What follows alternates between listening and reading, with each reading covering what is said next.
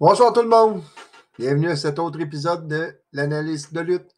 Ce soir, on regarde ce qui s'est passé à SmackDown le 16 décembre 2022. C'est parti.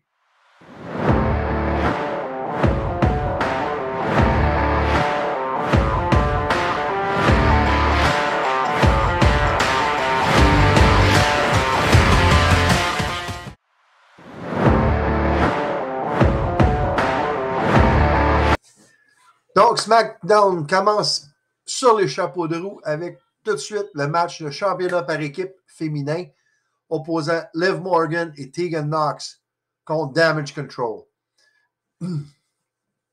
Donc, Tegan Knox qui est de retour et on sait, ceux qui ne regardaient pas NXT, ceux qui ne regardaient pas NXT il y a quelques années ne sont probablement pas au courant de toute l'histoire entre Dakota Kai et Tegan Knox, qui ont déjà été les meilleurs amis qui ont fait équipe, qui s'appelait Team Kick. Je ne sais pas pourquoi, mais en tout cas, les deux, bon, je sais un petit peu pourquoi, parce que les deux, ils donnent des bons coups de pied, mais la trahison de Dakota Kai dans un des War Games il y a quelques années au départ de Tegan Knox. Et Tegan Knox, c'est une belle histoire parce que elle a eu de graves blessures au genou. Un de ses genoux a dû être reconstruit totalement à un moment donné. Et donc, c'est une belle histoire. Tegan Knox, le retour. Et c'est ça. Donc, il y avait encore on va dire, qu'est-ce qu'il dit en anglais, du bad blood, du mauvais sang entre Knox et Kai, qui paraissait encore à ce moment-là. Pour l'histoire, évidemment. À un certain moment pendant le match, Liv Morgan sort un kendo stick et Tegan l'empêche de s'en servir. Sans ça, ça aurait été une disqualification. Et à un moment donné, à la fin du match, évidemment, qu'est-ce que chaque équipe veut là-dedans? Évidemment, Liv et Tegan veulent remporter les titres et Damage Control veulent les conserver. C'est le classique des championnats, des matchs de championnat. L'aspirant veut remporter le titre, l'autre veut le garder. C'est juste classique. À la fin, une personne qui se masquait ou que tu ne voyais pas c'était qui a intervenu dans le match aux dépens de Tegan Knox et ça a permis à Damage Control de remporter le match avec le Over the Moonsault de Io Sky. Plus tard dans l'émission, on a su que c'était Xia Li. Bon, pourquoi Xia Li? Je ne suis pas certain. Est-ce que elle est une nouvelle membre de Damage Control? Je ne crois pas. Je crois plus que c'est pour développer une rivalité avec Tegan Knox. On dirait qu'ils ne savent pas quoi faire avec Xia Li. Malheureusement, il y a quelques semaines, on l'avait vu aller confronter Emma. Je croyais que c'était peut-être pour être la première rivalité de Emma. Finalement, ça a été tassé de côté. Il n'y a jamais eu de suite. Et là, elle intervient dans le match de Liv Morgan et Tegan Knox pour les empêcher de remporter les ceintures par équipe. Bon, est-ce qu'elle les aurait remportées? Probablement pas. Donc, c'est à se poser une question, où est-ce que ça s'en va avec Xia Li? Comme je dis, je ne crois pas que ça va être une membre de Damage Control. Mais pour l'instant, je ne peux pas en dire plus. Ensuite de ça, il y a eu un segment avec LA Knight qui est arrivé dans le ring, il parlait des attaques qu'il était victime. Et il semble être persuadé que c'est Bray Wyatt qui l'attaque depuis le début. même si Bray Wyatt lui dit que c'est pas lui. Bray Wyatt arrive, il s'en vient au ring, il embarque dans le ring, mais LA Knight, tout de suite, il l'attaque et il frappe. Et tu vois Uncle Howdy apparaître à l'écran. Là, il dit, What have you done? Qu'est-ce que tu as fait? Et là, LA Knight recommence à battre Bray. Bray se laisse faire. Donc, encore une fois, c'est la storyline de ça est hyper bien montée pour créer l'intérêt. Et notez, là, Bray Wyatt est revenu à SummerSlam. C'est-tu à SummerSlam qu'il est revenu? Ou, en tout cas, il est revenu à un événement. Attends, c'est lequel? À Extreme Rules qui est revenu. Si je me souviens bien. C'est Extreme Rules. Et il n'a pas fait un match encore depuis son retour. Pas un combat depuis son retour à date. C'est juste développer le personnage, développer la mystique, développer tout le mystère, développer l'histoire de Uncle Howdy. Alexa, toute l'interférence ou l'interaction avec Alexa Bliss, c'est tout est en train de développer la mystique de Bray Wyatt. Et nous avons fait connaissance avec Uncle Howdy parce qu'il est sorti du backstage et s'est amené vers le ring à la stupéfaction de tout le monde. Donc, encore une fois, la storyline de Bray Wyatt se continue. Où est-ce que ça va mener? Je ne sais pas encore, mais c'est hyper bien fait. À date, le génie de Wyndham Rotunda ressort comme jamais. Passons maintenant au deuxième combat.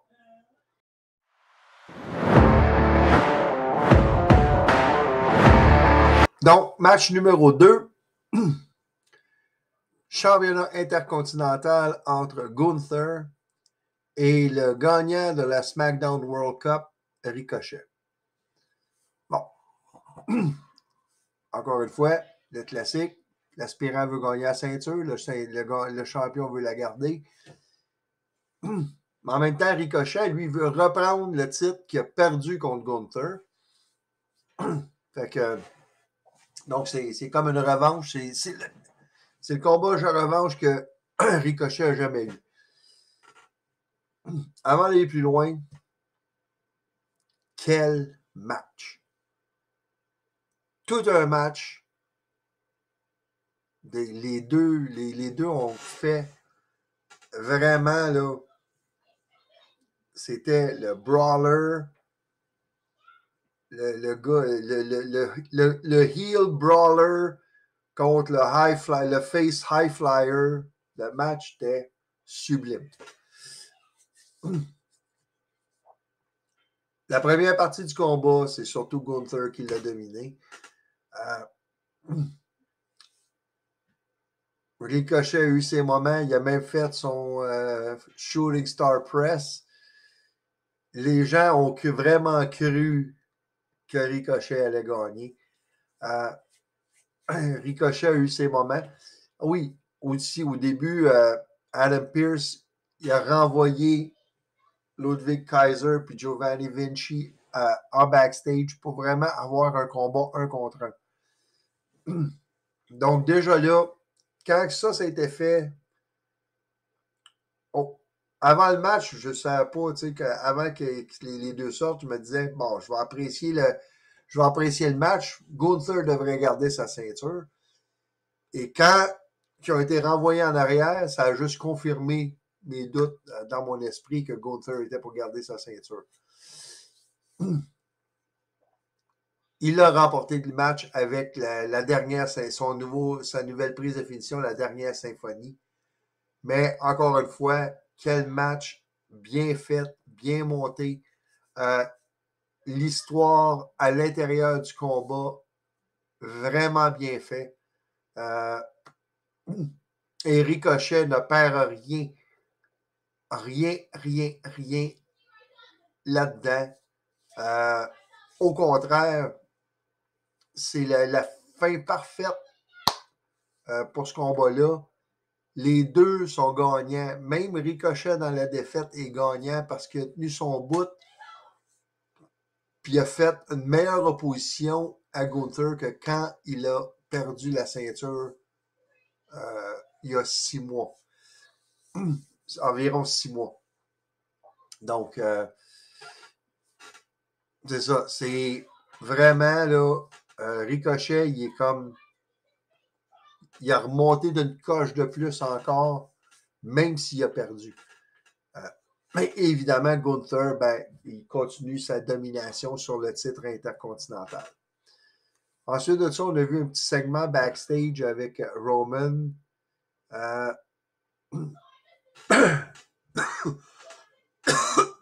Excusez, le rhume est encore là. Roman qui demande à voir Adam Pearce. Quand Adam Pearce arrive, il lui dit que pour le dernier SmackDown de l'année, le 30 décembre, il veut avoir un combat. Il veut régler le problème de Kevin Owens. Il va avoir un combat Roman Reigns et Sami Zayn contre Kevin Owens et un partenaire de son choix. Vous allez voir à la fin, ben, je vous avais vu c'était qui le partenaire qui a été révélé à la fin de tout. Fait je vais en reparler dans ce segment-là. On passe maintenant au troisième combat.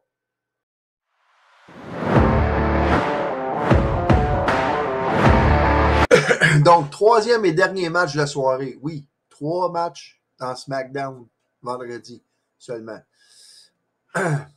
Disons que c'est pas beaucoup, mais bon. On a eu droit à tout un match, le match de Ricochet-Gunther. Et celui-là aussi, il était pas piqué des verres non plus.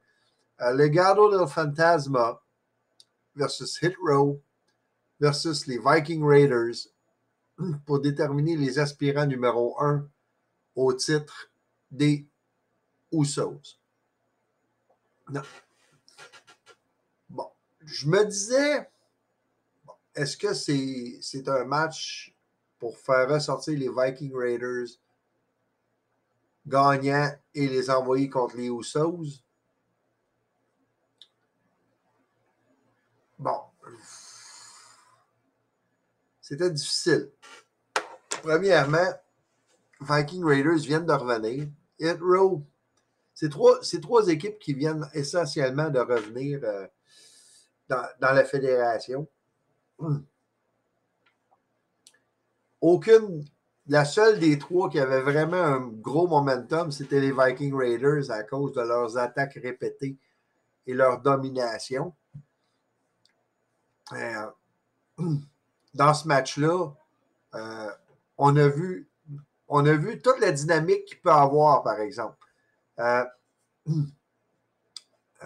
B-Fab, Zelina Vega et Sarah Logan, alias Valhalla, ont intervenu à différents points dans le match. Et ça peut faire en sorte que les 3 filles vont finir par se battre à un moment donné. B-Fab contre Zelina, Zelina contre Sarah Logan, ben, Valhalla, B-Fab contre Valhalla. C'est toutes des possibilités qui peuvent arriver. Bon, le Legado del Fantasma, pas le Legado del Fantasma, mais Hit Row a remporté le match. Là, j'avoue que celle-là, je la comprends pas. Hit Row se sont fait dominer depuis des semaines. Ils se sont fait sacrer une volée par le Legado del Fantasma quand ils sont arrivés. Ils se sont fait sacrer une volée par les Viking Raiders quand les Viking Raiders sont revenus. Et là, ils remportent un match qui va les propulser comme aspirants numéro 1. Bon. Ils vont affronter les Usos la semaine prochaine, puis ils vont perdre. Je vous le dis tout de suite, ils vont perdre ce match-là. Comment? Bon, les Usos devraient même pas avoir besoin d'aide pour remporter ce match-là. Donc, le Legado del Fantasma pourrait intervenir dans le match. On ne sait pas. Viking Raiders pourrait intervenir dans le match. Je ne sais pas non plus. Mais je ne crois pas qu'il va y avoir d'intervention dans ce match-là la semaine prochaine. Ben, vendredi qui s'en vient. Hit Row. Bon. Je ne suis pas certain de cette équipe-là.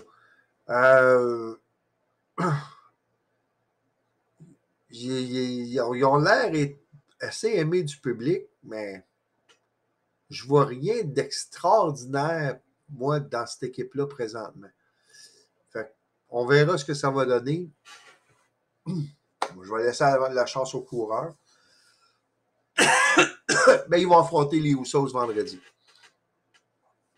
Un petit segment backstage avec Raquel Rodriguez. Excusez.